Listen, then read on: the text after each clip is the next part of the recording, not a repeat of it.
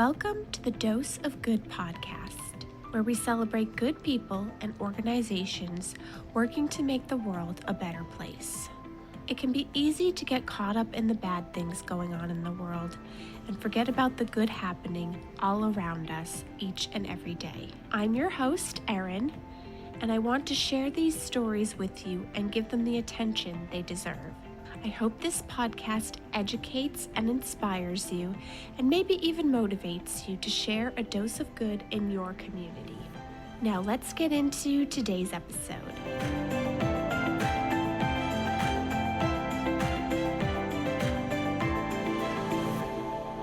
I think that you are really going to enjoy today's episode. I know I did. Today features the Mayhew Program, and it's possible you've never heard of the Mayhew Program because I was not familiar with it until recently, but that's all the more reason why this episode is important, and I hope that you will share it with everyone you know because they need to be known about.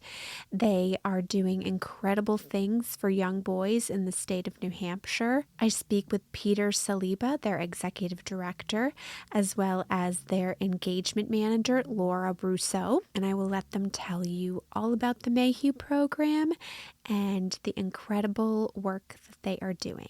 Today I'm here with Peter Saliba, Executive Director at the Mayhew Program, as well as Laura Brusseau, the Engagement Manager. Thank you both for joining me today. Thank you for having us. It's a pleasure to be here. What is the Mayhew Program and what is the mission? The Mayhew Program is New Hampshire's only program working with a very deserving group of New Hampshire boys. In fact, we think we're the only program in the nation that has our unique combination of a summer residential program and year-round mentoring. Mm-hmm. The mission of Mayhew is to challenge and support deserving New Hampshire boys, getting them to believe in themselves, work well with others, and find their best. And we like to sum all of that up in one simple sentence, which is Mayhew believes in boys so they can believe in themselves. I love that. Could you explain a little bit about how the program works? You mentioned that you do have year-round outreach, so can you tell us a little bit more about how that all works? Sure. And the year-round outreach is actually our special sauce. Okay. So Mayhew traces its origins back to 1893 when there was a summer camp started for poor boys over on Squam Lake. And the goal of that particular program was to give boys the chance to experience the out of doors at no cost. And that program ran very successfully for a number of years. But we began to understand that, well, any teacher will tell you, boys and teenagers in general forget everything after 3 weeks. Okay. That's what the brain science says. And so we started to pilot in the 1970s the idea of extending our program year-round.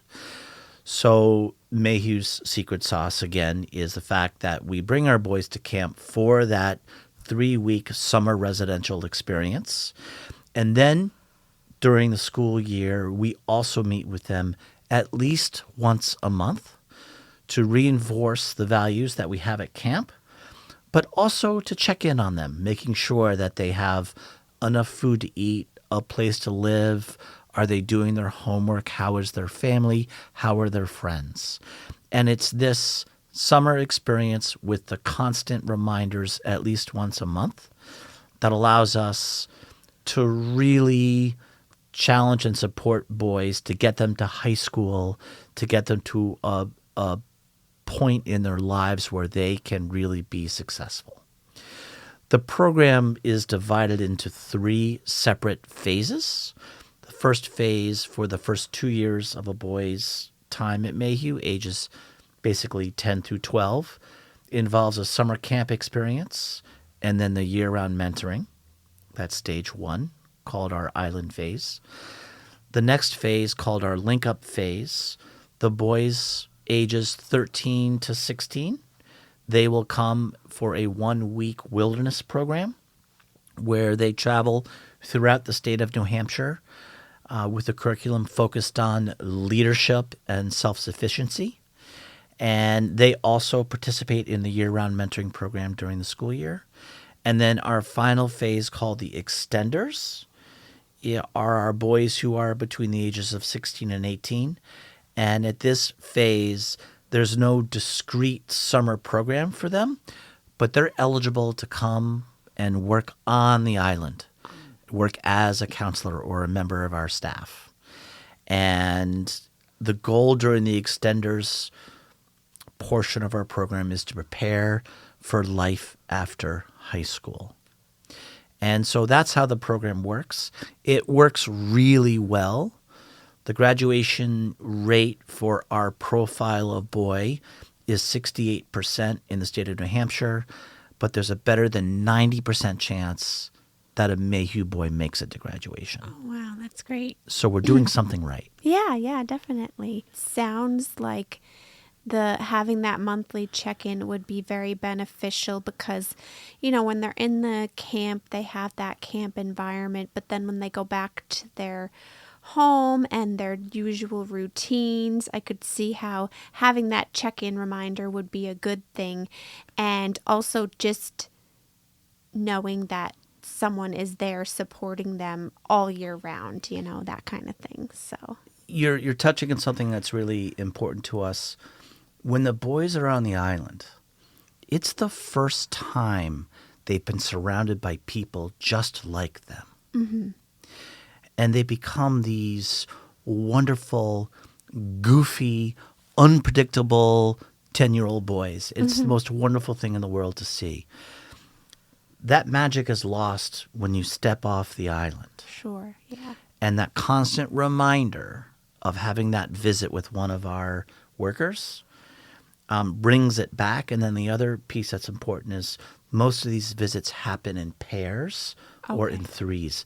So they get to see their summer buddies. They get to see people who they know. Oh, nice. So it is a very reassuring, positive interaction we have. Yeah, that's great. And I also love that for the older boys who've been through it, you give them that opportunity to then go and help out at the camp and that sort of thing. So one thing I was wondering, so with the boys, is it sounds like it's simply broken up by age, not that you have to start at 10, and if you didn't start at 10, you don't get to continue to the other levels, or is that how it works? No, that's how it works. Oh, okay. So we believe that all of the boys in the program need to have those 2 years on the island. So our intake is somewhere between the ages of 9 and 11. Okay. It's not a strict 10-year-old age cutoff. Okay. Because different kids mature at different rates. And so the bottom line is you're correct. The entry level requires 2 years on the island. Okay. And then it kind of builds from there. That makes Correct. sense. Okay. How did each of you become involved with the Mayhew program, and what do your roles entail? Sure. For me, I come from the world of teaching. I taught for about 20 years, and I've always taught deserving youth. And when this opportunity came up, I was like, oh my gosh, this is amazing. I can work with deserving youth year-round with the outside experience as well. So I'm the engagement manager. So what I help with marketing, communications, getting the word out, because we are one of the best kept secrets in the state, and just building those relationships so we can help more boys. Yeah, that's great.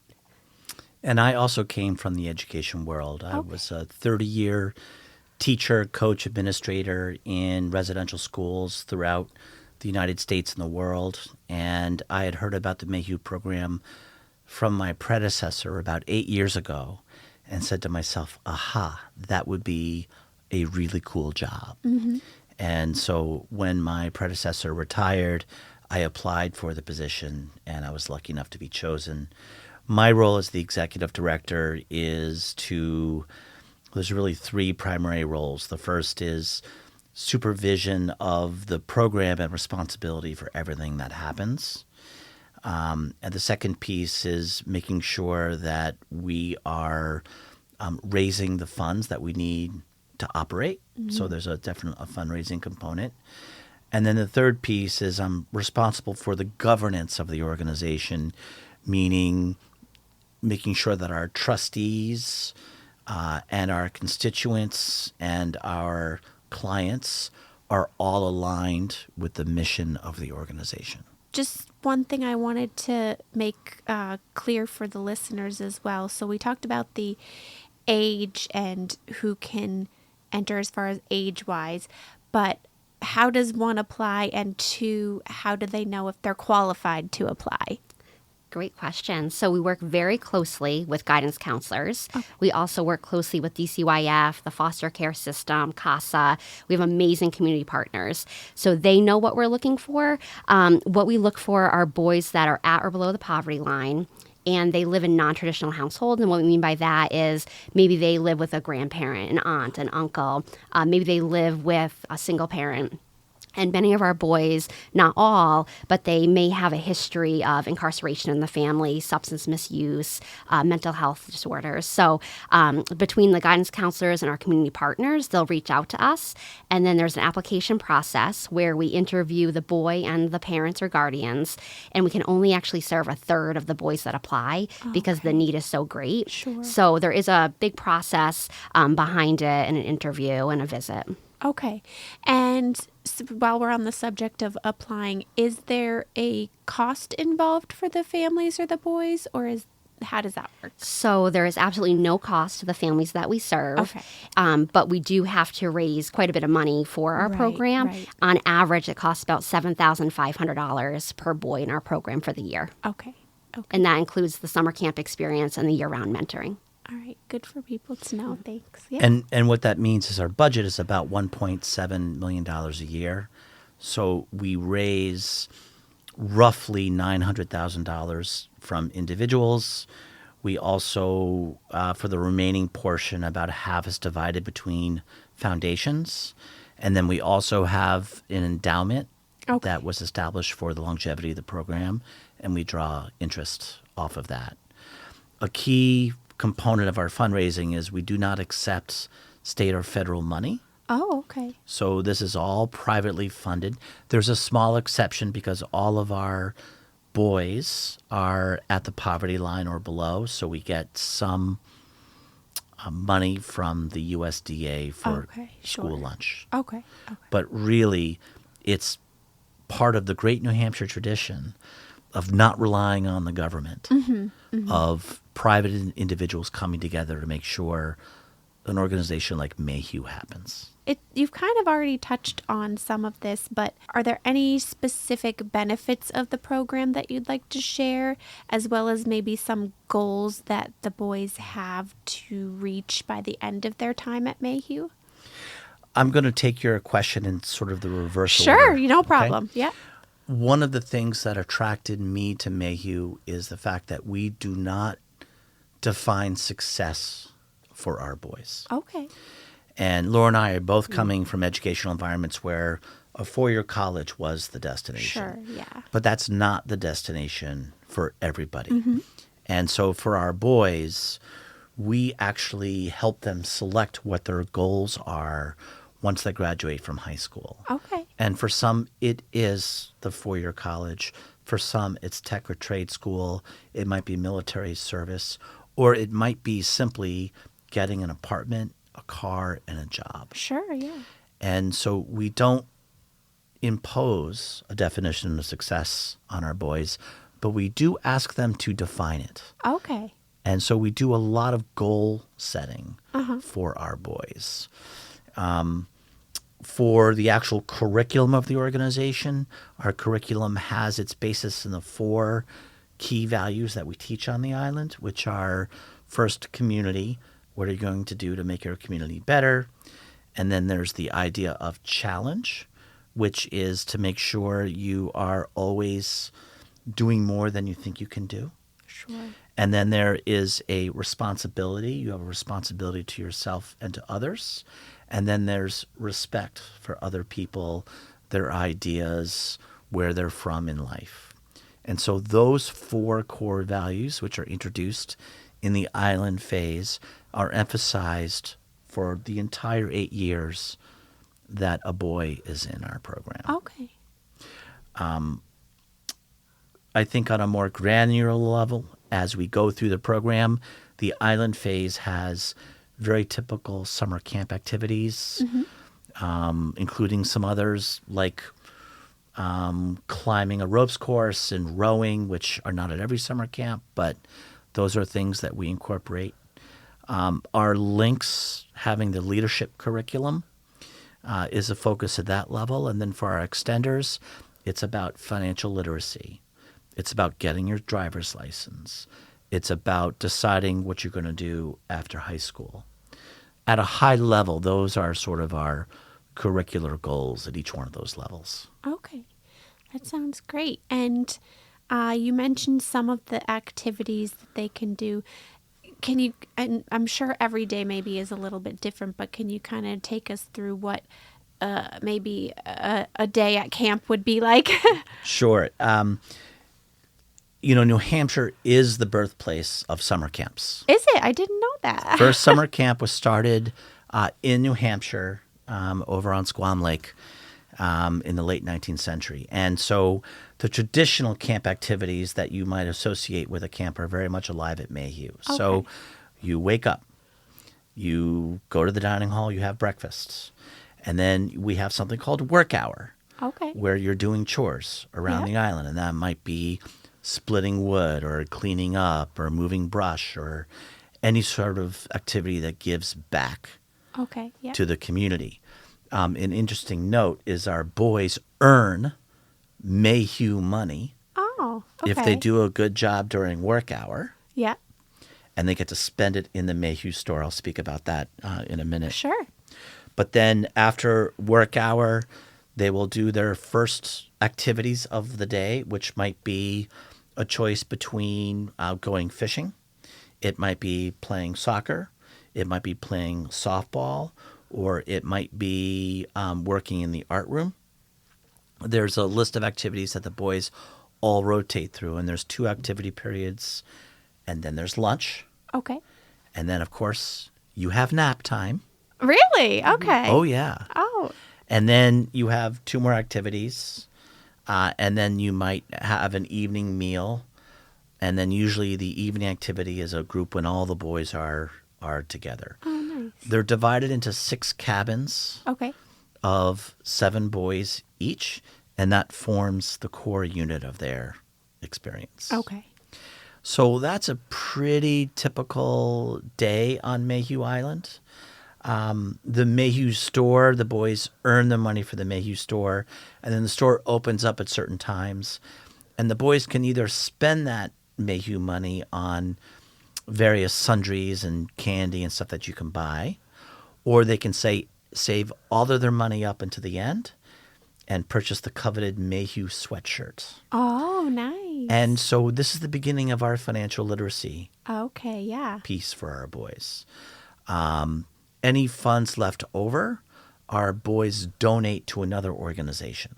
I love that. That's great. That's a big tradition for us, is serving others in any way that we can. Yeah.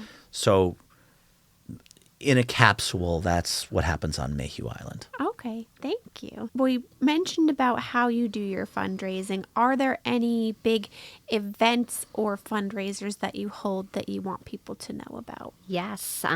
First of all, we can't do what we do without volunteers. So our volunteers open up the camp for us, get that ready. They help close it down. So we have a few dates in May where someone can come out to the island, work for a few hours, and get camp ready. We also have a program called Postcard Pals where some of our boys don't get mail in the summer. So you can sign up and be their pen pal for the summer. You can find all the information on our website. But our biggest fundraiser of the year is a golf tournament on June 1st at Mount Calm in Enfield, New Hampshire. Okay. And we've been doing that for 27 years. Wow, that's great. So that's our signature event. Oh, nice. Well, we'll make sure we have all that linked for everybody so they can hopefully take part in that. Peter, I don't know if you want to touch upon, we teach the boys to swim. That's a big part of our camp experience. Okay. Yeah, I think that's a great point. So our boys are coming from a pretty disadvantaged economic background. And while we believe that ability is distributed equally in our world, opportunity is not. Right. So the opportunity to take swim lessons, for instance, does not exist for our boys. Sure. And death by drowning is a number one cause of teenage accidental deaths. Wow. And so teaching our boys to swim is a goal for every single boy who comes to camp. That's an essential part of our curriculum. The other piece that I forgot to mention, which I think is really unique, for every boy who chooses to work on Mayhew Island, we pay them the going rate Okay. for whatever position that exists. So it's $200 or $300 a week, depending whatever position that they're going for. For every dollar they earn, a separate dollar is placed in a scholarship account. Oh, nice. So when they graduate from high school, they can draw down on those funds until the age of 25. Okay. And so that, again, with opportunity being distributed equally or ability distributed equally and opportunity not, this gives our boys a pocket of money to pay for a technical training, a vocational training, or undergraduate work. That's great. So it's a great program. Yeah, yeah. I'm glad you shared those things, and especially, well, it's all important, but the swimming aspect, because I think that's something maybe people take for granted or don't think about, like, oh, everybody can learn how to swim, so it's nice that you give them that opportunity. So, and is there anything else you want to share about Mayhew before I ask my few final questions? We have a few scholarship programs at Okay. Mayhew. So one is something called the Ryer Fund, and boys can apply for that for sporting equipment. So they might need registration for hockey or getting cleats or a new fishing pole. So we help the boys in that aspect. And then we also have a music and arts fund, the Bryce Oliver Fund, where kids can, get music equipment or music lessons through that. So we have a lot of diverse learners, a lot of passion, so we try to help them where we can. Yeah, that's wonderful. I think the only thing that I want to add is Mayhew is located on an island in the middle of Newfound Lake. And if people have not been to Newfound Lake, it is one of the best kept secrets in our state to come and see the beautiful surrounding that we're in. And I'm mentioning that because we live in a world where we're increasingly disconnected from our natural environment. And so we spend a lot of time not only, for instance, showing our boys the stars, because a lot of them haven't seen the night sky without, electric lights polluting everything, but understanding water quality, understanding our relationship with nature and how everything is connected. We do some education programs with the Squam Lake Science Center. We spend a lot of time trying to make sure that our boys understand their connection to nature. That's a huge part of our program. And that's so important because, like you said, I think some of that's been lost. I mean, technology's a wonderful thing, but sometimes I think we don't get out in nature enough, so yeah. We don't, and the boys do not have any sort of electronic devices Okay, yeah. on the island, and same for our 1-week wilderness programs. We limit their interaction with technology. Okay. Which I think is good for everybody, let alone, youth today. I think, yeah, that's really important. So then I just have 3 final questions that I like to ask everybody. The first is if you could share a story of someone whose life has been transformed by your work. It sounds like many lives have been transformed by your work, but yeah. Yes, I can give 2 quick stories. One is from an alumni from the 1980s, and he hadn't been back to the island since he was 10 years old or 12 years old, and he came back for the first time as, late 40s, And as soon as he stepped foot on the island, he got extremely emotional. And he said that Mayhew gave him the life that he has today and that he wouldn't be the man he is. And that was the first time he felt that someone really loved him and cared about him and could see a future for himself. So he ended up serving in the U.S. Army for many years, was a police officer, and then he just retired, just got his graduate degree to be a clinical psychologist. And he's working in a school now with at-risk youth in the South. And he just wants to pay it forward. So that was a recent story. And then also we have a graduating senior who, started off, in the camp and had to get spoken to a few times for behavioral reasons. And the more and more that he worked with his mentor and built confidence, the more and more he succeeded. And he got a full-time job sophomore year of high school. He paid his way through driver's ed, got his first car, and now he is graduating and going to Bentley next year. Wow. So just really the relationships and the mentor and, again, believing in himself. He didn't know he could do what he could. So 2 stories, different, age gaps, but the same lessons. Yeah, and shows the huge impact that Mayhew has on them. So did you have anything you wanted to share for stories? Or I think we're lucky enough to witness these kinds of transformations on a daily basis. I will share one story that Laura and I are connected on, and that is at our main facility in Bristol, we have a kitchen where boys who are enrolled in the program will come and they'll play some games and they'll cook a meal together. And Laura and I started at Mayhew at relatively the same time, and it must have been about 2 months into when we were there, where we were working late in the office, and this 13-year-old boy bursts through the door with a plate of quesadillas. And he screamed at the top of his lungs and said, "Who wants to try the world's best quesadilla?" And this was a kid who had learned how to cook at the program. And he was so excited and so proud and so spontaneous in the moment. It was just great to see him in this moment where he was confident enough to burst into the office with a bunch of adults who he had never met and said, "Who wants to try some of my cooking?" Mm-hmm. And it's little victories like that which make this job worth it. Yeah. For sure. That's amazing. Yeah. And then we like to kind of spread the love, and it helps me learn about other organizations. So if you could share maybe a nonprofit, or if you know just a great individual that's doing amazing things in their community, that could be a future guest. I think Laura and I have talked about this, and we've got 2 suggestions for you. Okay. The first suggestion is Mayhew is focused on boys. Yeah.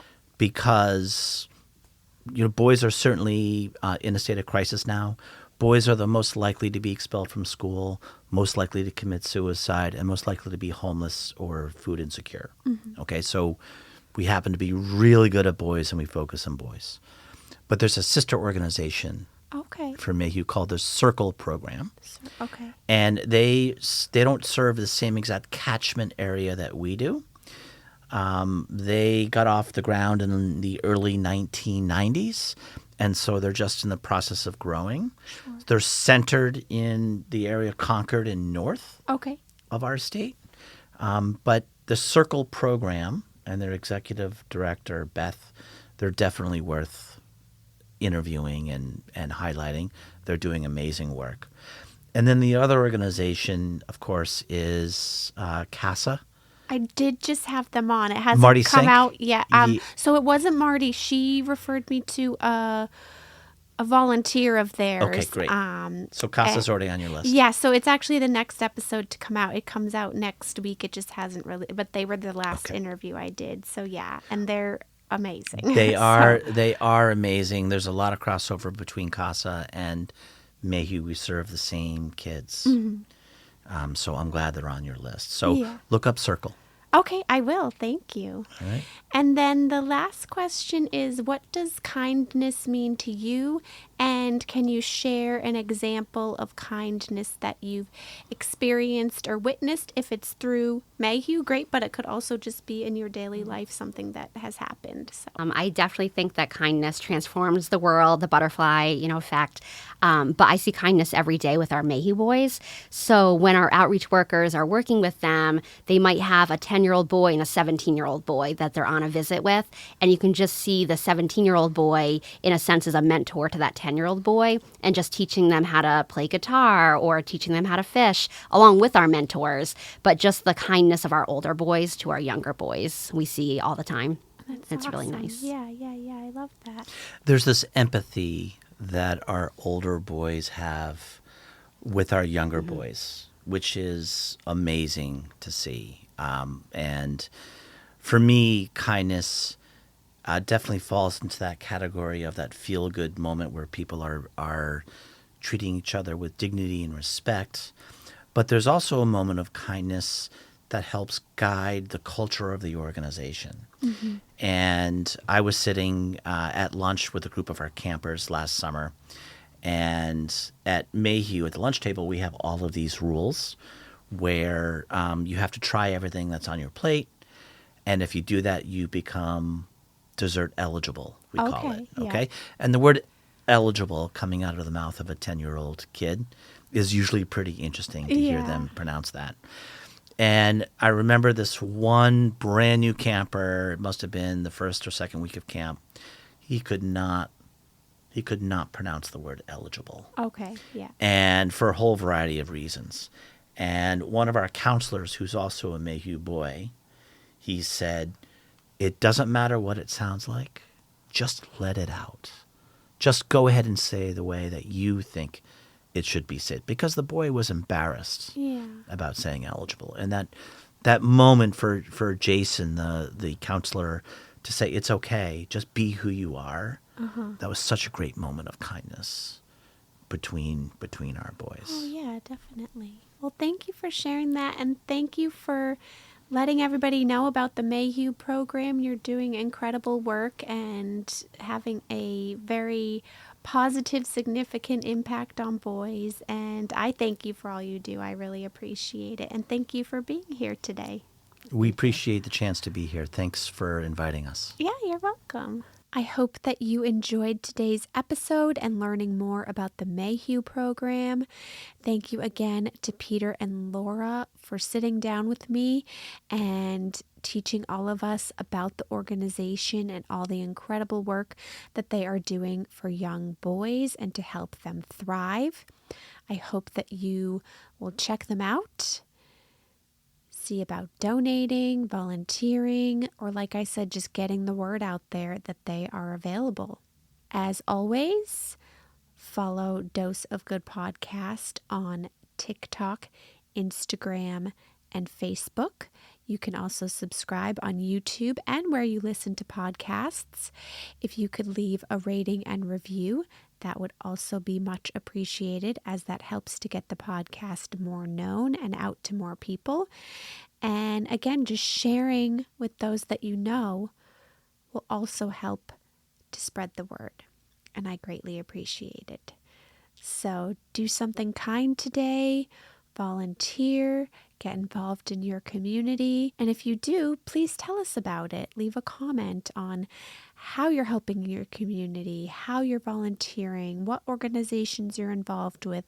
I would love to hear all of that. And you can leave me a YouTube comment. You could send me an email at doseofgoodpodcast@gmail.com. Maybe we can start to share those sorts of things on future episodes. But thank you so much for listening and watching, and I'll be back soon with another episode.